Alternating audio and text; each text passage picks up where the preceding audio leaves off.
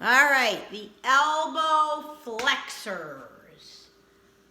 Bicep brachii, brachialis, brachioradialis. Okay, biceps brachii. Palm forward, Deb, okay? Originates on the coracoid, and the long head goes through that bicipital groove to the supraglenoid tubercle. The two heads converge down to the radial tuberosity, okay? So with the palm forward, supinated, it's going to be an elbow flexor. So I'm going to resist it. First time, no resistance. Go ahead. Second time, a little bit of resistance. Go ahead. Third time, a little bit more. And you can see the biceps. Now, what else does the biceps do?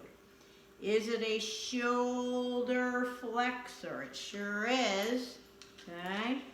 So again, if I resist and palpate, go ahead and bring your arm up. I can feel that bicep underneath my resisting hand.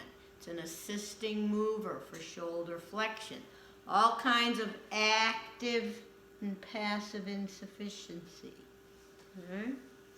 It's also a supinator. Okay, so if Deb pronates and turns her palm up, okay, you can see the muscle. I don't even have to give it any resistance, but I'm going to give it some resistance. So slowly turn your palm up, and you can see her biceps. Musculocutaneous nerve.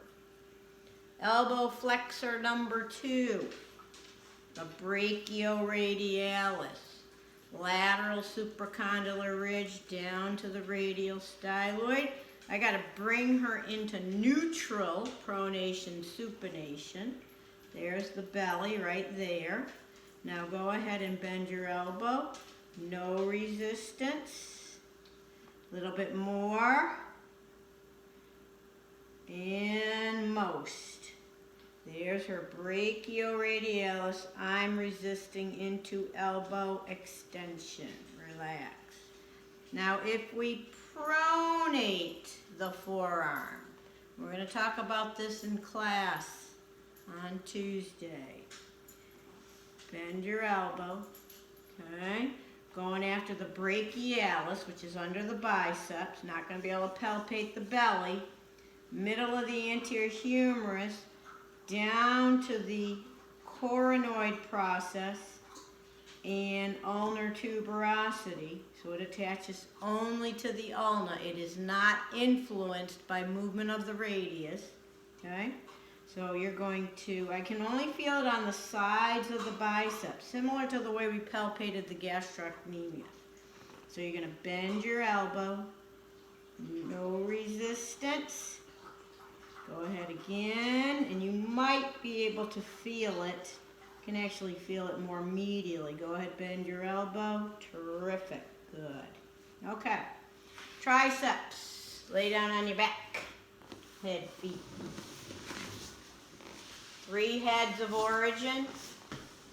We're going to test it doing its best action, which is elbow extension. So the belly is here.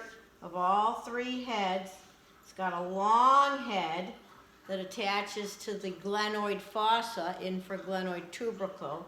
It's got a medial and a lateral head that originate on the posterior humerus. All 3 heads come down to the olecranon process. So if Deb straightens out her elbow, I'm going to feel that muscle right under my hand. Now this is just like the quadriceps. We don't want her coming to full elbow extension. She'll damage the ligaments, the stabilizing structures, if I apply force to this joint in its closed packed position. So Deb, you're going to stop there, okay? You're going to start here and only come to there, okay?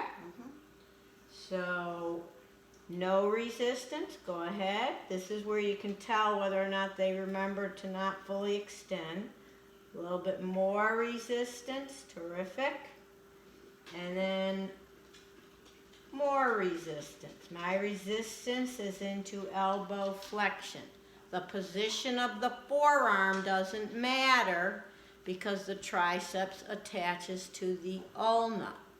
So for the elbow flexors, forearm position matters for the biceps and the brachioradialis because they attach to the radius.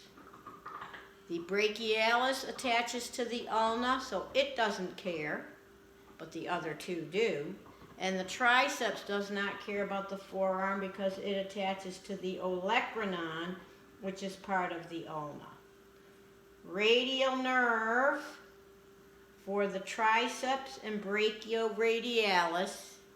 Musculocutaneous nerve for the biceps brachii and brachialis. I'll let you look up the nerve roots. Okay? Okay.